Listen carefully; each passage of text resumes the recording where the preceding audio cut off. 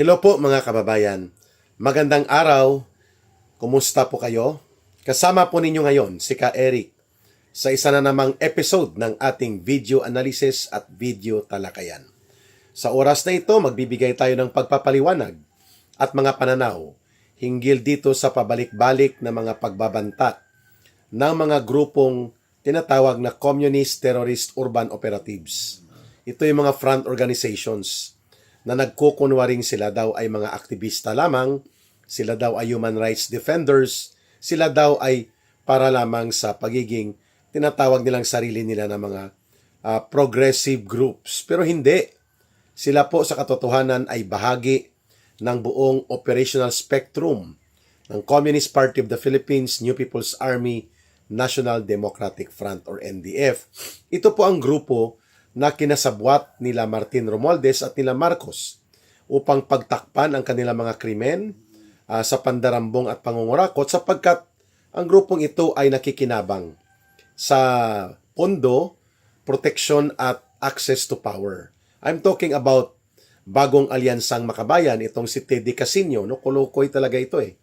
Tagapagtakip ito, tagapagtabon-tabo ng NPA. Nag-file pa ito ng kaso laban sa akin at kay Ma'am Lorraine Badoy ng 2 million pesos damages. Wounded feelings daw dahil ina-identify namin sila. Siya, particular, si Carol Araulio at itong sumampa pa ng kaso. Itong si Atom Araulio, anak ni Carol Araulio, dahil daw konektado sila sa CPP, NPA, NDF sa aming pagbubunyag nung may programa pa kami ni Ma'am Lorraine sa SMNI. So itong si Teddy Casino, nagpapa-interview, no? Iba't ibang media outfit at pinapatula naman siya. Siyempre, ang layunin nito ay iangat muli ang demolition job upang sirain, atakihin at kanilang gawan ng mga pambubuliglig, no? Pangaharas si Vice President Sara Duterte. So instead na atupagin nila, ito po ang nag-organize ng baha sa Luneta na binaha nga ng tubig ang kanilang mga pagkilos 2 beses na sapagkat nilalangaw ng walang partisipasyon ang taong bayan, sila lang din po. No? At ito ang pinupunduhan din noong nakaraang taon na nakakuha sila ng mahigit 600 million pesos. Ayon po ito sa mga estimate ng kapwa nila kongresista dahil 3 ang kanilang party list noon na nakaupo na mga nanggaling sa Alliance of Communist Teachers, nanggaling po sa Kabataan NPA Recruiter Party List, at itong Gabriela NPA Lover Party List. No, ngayon 3 ulit, no? Dahil pinapasok nitong Kulukoy na COMELEC chairman at ng grupo ng sindikato sa COMELEC, itong si Sara Ilago ng Gabriela NPA Lover Party List, no? Matapos sinuspende na hindi makakaupo ang Duterte Youth Party. So, last year alone, nakakuha po itong grupo ng mga komunistang terorista ng mahigit 600 million pesos para lamang sa impeachment operations. At ginagamit nila ito para sa muling pagre-recruit, pagbibili ng armas para sa NPA at pagpupundo sa mga totoo na pag-destabilize sa gobyerno. Subalit dahil nagagamit po sila sa kunwari ang impeachment na yon, binibigyan sila ng political protection, pundo at pati access sa loob ng Kongreso at sa gobyerno. At hindi sila hinahabol ng gobyerno. No? Tiklop din ang Armed Forces of the Philippines saka Philippine National Police sa kanila. No? Samantalang kami na nagtatanggol ng demokrasya, tayo na naninindigan laban sa terorismo ng grupong ito na tagapagtaguyod ng mahigit 50,000 na pagpatay na sa ating mga kababayan in the last 56 years, no, na umiiral itong grupong ito, ang CPP, NPA, NDF, ay sila pa po ngayon ang pinoprotektahan ng AFP at PNP. Kung titingnan mo, hindi na sila ino-operate halos, lalo na ang kanilang mga urban operations, ang kanilang mga urban operatives, kagaya nitong Kulukoy na si Teddy Casino, no? So ngayon, nagpapa-interview siya, nakita ko sa isang post ng I think it's ANC, no? Paborito siya ng ANC kasi diyan po ay may mga access sila. Mayroon po silang mga contacts mayroon po silang mga regular dyan na mga tagapagsuporta at kaalyado sa mga media na ito. So sinasabi ng Kulukoy na komunistang teroristang urban operative na si Teddy Casino na siya daw ay ang grupo nilang Bagong Alyansang Makabayan o actually Bagong Alyansang Makabayad. No, yun ang kanilang grupo, Makabayad Black, no? Kasi pag binabayaran mo, gagamitin nila ang kunwari prinsipyo para mangharas at mang-atake ng mga totoong leader ng gobyerno o ng mga nagtatanggol sa taong bayan laban sa communist terrorism na ina-advocate ng totoong grupo nila, which is the CPP, NPA, NDF. Ito nga ang binabanggit niya. Imbis na si Marcos Jr. ang dapat maisampahan ng kasong impeachment at imbis na si Martin Romualdez ang tirahin dahil naibubunyag na ang magpinsang ito ay mga tagapagtaguyod at punong salaring kriminal patungkol po sa malawakang pangungurakot at pangungulimbat sa kaban ng bayan, ang inaatake nitong mga desperado na komunistang teroristang grupo, ang kanilang urban operatives na kagaya ni Teddy Casino, ay si Vice President Sara Duterte. Pinagtatawanan ng taong bayan tuloy. Ang tanong ng mamamayan sa kanila, sino ba ang sangkot sa 1.4 trillion pesos na iskandalo ng pangungulimbat, pandurubo, pangungurakot at pandarambong sa kaban ng bayan?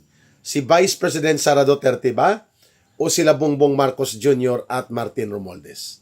Siyempre, hindi nila masasagot yon sapagkat yun po ang kanilang patron saints. Ang kanilang padrino ay si Marcos at si Romualdez. At ang kanilang mga pagkilos, ang kanilang mga diskarte na muling makapag-recover, makapagbalik ang kanilang organisasyon at makapagasik ng lagim ang pumupundo si Marcos at si Romualdez. Hindi nga sila hinahabol, sabi ko, ng AFP at PNP dito sa urban operations nila. Pinababayaan na lamang sila at namamayagpag sila. So, baliktad sa katotohanan, baluktot sa tamang rason, itong ambisyon nila Teddy Casino ng Bagong Alyansang Makabayan at ng grupo nila na mga urban operatives ng Communist Party of the Philippines, New People's Army at NDF, no, upang mag-focus ng kanilang operation kay Vice President Sara Duterte. Well, wala namang naniniwala ng mayoriya ng mamamayan sa kanila. In fact, isinusuka at itinatakwil na sila. Kasi kung niyayakap sila at sinusuportahan ng taong bayan o ng mamamayang Pilipino, edi matagal na sanang nagtagumpay ang kanilang peke na revolusyon, ang kanilang pagkukunwaring Marxist, Leninist, Maoist, ek-ek. Sa katotohanan, mga extortionist ito ang grupong ito ng Bagong Alyansang Makabayad, ng Makabayad Black, ng Amoy Pawis Group, no? Dati may anak pawis sila, yun pala Amoy Pawis Party List. Subalit, nakakapamerwisyo. Sapagkat alam natin may numero pa na kontrolado nila ang bilang ng mga kongresista ni Marcos at ni Romualdez. Si Budget D, puppet yan ni Martin Romualdez at ni Marcos So they need only, I think, around 158 or 160 na mga kongresista, pwede na po nila makukuha ang bilang na ito. But of course, hindi na mangyayari kaagad-agad yung pagbibigay ng 150 or 200 million pesos na kagaya ng binunyag ni Ginoong o ni Congressman Toby Chanco na sinuhulan nila Marcos at nila Romualdez ang mga kongresista noon na nagkakahalaga sa umabot 90 billion pesos. No? Bagamat wala pang budget collection noon para punduhan, nagkaroon na ng letter of parang notice na mapupunduhan at maibibigay ang 150 million pesos. Binraso yan ni Romualdez sa DBM at pinayagan ni Marcos. Yung 90 billion pesos na around between 150 million pesos to 200 million pesos na panunuhol sa peke at bogus na basurang impeachment nila na ibinasura nga ultimately ng Korte Suprema. At yun ang dahilan kung bakit hindi umusad sa Senado. Kasi bistado nabisto po ng mga senador na ganyan pala ang kalakaran nito ni Martin Romualdez at of course ang kumpas sa likod niyan, si Marcos. Kaya pala may mga unprogrammed appropriations na nakareserba by the hundreds of billions of pesos kasi pinaghahandaan nila ang kademonyuhan at katarantaduhan nilang aatakihin nila at tatanggalin sa pagkapangalawang Pangulo si Vice President Sara Duterte. Subalit sumambulat po ito sa kanilang pagmumukha. Ngayon itong makakapal ang apog na mga ekstorsyonistang grupo ng bagong alyansang Makabayad Black at mga kabalahibo nila hindi pa nakontento sa mahigit 600 million pesos na ibinigay sa kanila na suhol nila Martin Romualdez at Marcos. Ngayon po sa gitna ng pagkagalit ng mamamayan hinggil sa flood control projects na ito na pilit na kinukulimbat at pilit po na inubos nitong grupo nila Marcos at Romualdez, pinagtatakpan ito ngayon ng mga kagaya po nitong bayaran for hire na mga political mercenaries. Walang pinagkaiba po itong grupo ng CPP, NPA, NDF at bagong alyansang Makabayad at Makabayad Black. Dito sa grupo ng hilaw na komunistang grupo ni Hontiveros itong Akbayan. Kasi ang dulo ng Akbayan actually, Akbayad. Akin na bayad mo. Akbayad. Akin na bayad mo. Akbayad. Ang kay Teddy Casino, bagong alyansang Makabayad. At Makabayad Black. Bayad, no? Pag may pera, tatahol. Pag malaki ang pera, tatahol at mangangagat. Pero alam na po ito ng mamamayan. We are just exposing na pakana ito lahat ni Marcos at ni Romualdez. Sino ba naman ang makikinabang para kay Teddy Casino ba ang impeachment na to? Hindi. Para ba ito kay Colmenares? Para ba ito kay Cristina Conte? Yung sabi nila, konti na lang ang hiya na natitira sa sarili niya. Itong tirador ng CPP, NPA, NDF na abogada nila for urban operations. No? Konti na lang ang natitirang hiya sa kanya. Kaya Cristina Conte. Ang makikinabang po sa pag-usad muli ng mapangwasak, basura at talaga naman pong walang katuturan at panghaharas na gimmick nila for impeachment complaint again on February. Naghahanda na daw sila, December pa lang itong kulukoy na mga tagapagtaguyod ng terorismo sa ating bansa na nagresulta sa pagkapatay ng mahigit 50,000 na mga Pilipino dulot po ng bulok na ideolohiya ng CPP, NPA, NDF. Ang mga Makabayad Black at bagong alyansang Makabayad Group nila na pinangungunahan ni Teddy Casino ay naghahanda ng panibagong basura na itatapon nila kay Vice President Sara Duterte.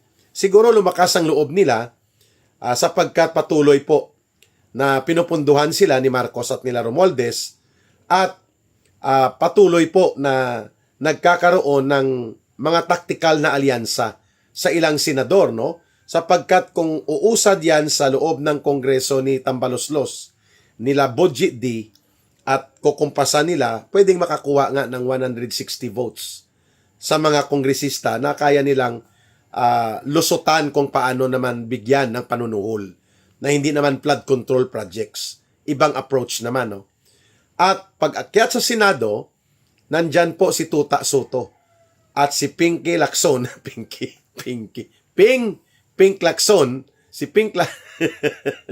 upang magpasimuno nitong diskarte ng impeachment upang durugin si Sara Duterte bago dumating ang 2028. The game plan of Marcos and Romualdez is to survive up to 2028. Kung hindi po sila mapapatalsik ng taong bayan, lalo na si Marcos Jr.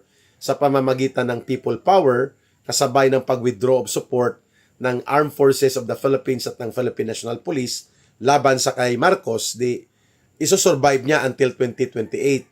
At pinaghahandaan nila na dapat wala ng Sara Duterte sa 2028. Pabor po sila dyan, si Teddy Casino at itong grupo ng mga komunistang terorista at si Larissa Hontiveros sapagkat alam po nila na kapag isa na namang Sara Duterte, kagaya ni Inday Sara Duterte, ang uupo na Pangulo ay may kalalagyan sila.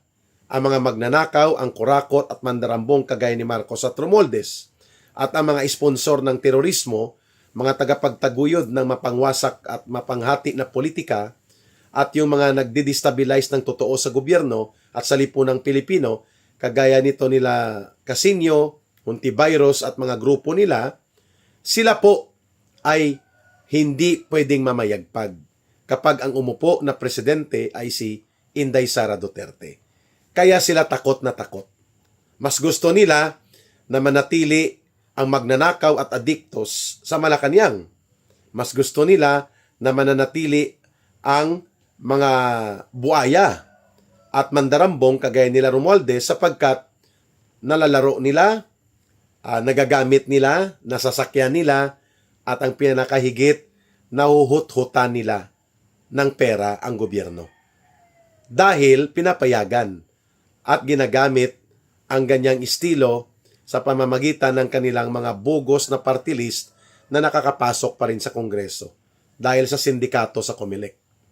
Yan ang dahilan kung bakit gustong-gusto ng mga bagong alyansang makabayad, ng Makabayad Bloc ng Communist Party of the Philippines, New People's Army, NDF at ng Akbayad Group nila Hontiveros na mga hilaw na komunista, gustong-gusto nila na muling pag-usapan ang impeachment complaints laban kay Vice President Sara Duterte, bagamat ang one-year bar rule na sinasabi ng Korte Suprema ay sa mga kalagitnaan ng Pebrero pa. Pwedeng mag-take effect kung pagbabatayan ang calendar of computation on the constitutional one-year bar of the impeachment complaint, no? So February 2026. Pero December pa lang, itong mga grupo na pinupunduhan ni Marcos at Romualdez mula sa Kabanang Bayan, mula sa pagkakaroon ng pagkaka-sharing, may sharing sa pagnanakaw at pandarambong mula sa gobyerno sa mga flood control projects, itong binabanggit kong grupong mga urban operatives ng Communist Terrorist Group, no, ng CPP, NPA, NDF, at itong mga kaalyado ni Marcos mula sa Yellow and Pink Zombies, at ang grupo ng hilaw na komunistang sila Boy Ngiwi, no, sa sobrang hambog at arogante na akala mo siya ang nagmamay-ari ng Kongreso at sila na daw ang aayos sa Pilipinas.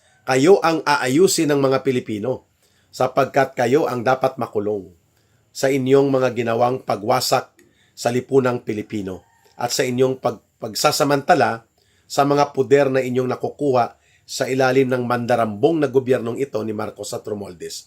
Kayo ang aayusin, Boy Ngiwi. Ayusin mo muna mukha mo bago mo ayusin ang Pilipinas kung hindi daw aayos si Marcos. Kuloko yan, no? Yan po, magkakabarkada yan, mga kababayan. Puro po yan mga operatiba for political mercenary operations na pinupunduhan nila Marcos at Romualdez. Pangatlong punto. So ang una, bayaran po ito for hire ang grupong mag-hire o magpa-file ng complaints laban kay Sara Duterte. Kunwari, itong grupo nila Casino for hire yan eh. Sabi ko nga, mas kilala itong grupo sa pagiging extortionista kaysa pagiging revolusyonaryo daw. Mandarambong, kasabwat ng mga mandarambong. Number 2, takot na takot sila na isa na namang Duterte at anak pa ni Rodrigo Duterte na kalaban talaga nila at obsessed sila na durugin.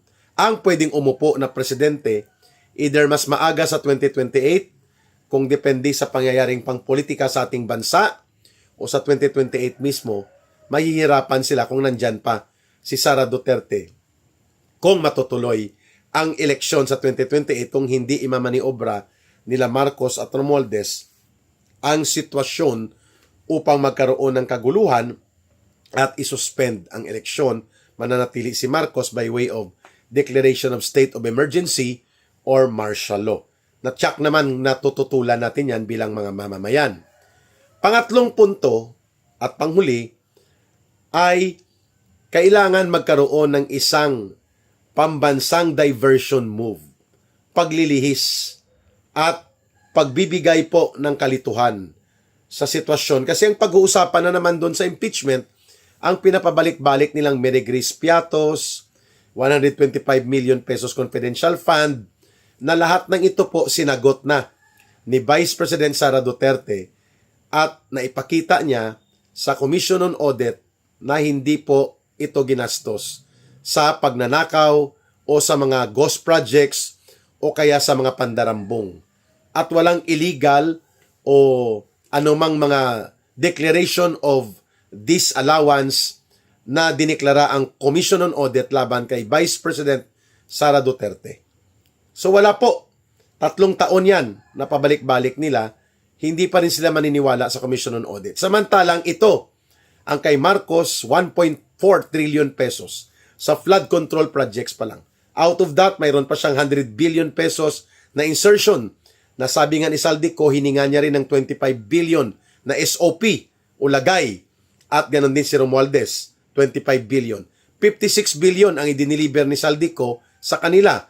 At ang sabi ni Saldico, marami pa. Ang alam niyang mga pangungulimbat sapagkat si Saldico, bodigero, bankero, at tagapag-atado, tagapagbigay, tagapag-distribute ng pinagnanakaw na mga pundong ito mula po sa mga SOP at kutong sa mga contractors at mula mismo sa DPWH. Subalit tahimik ang grupong ito. Nila Casino, nila Hontiveros, nila Dilima. Sapagkat gusto nila pong manatili sa poder.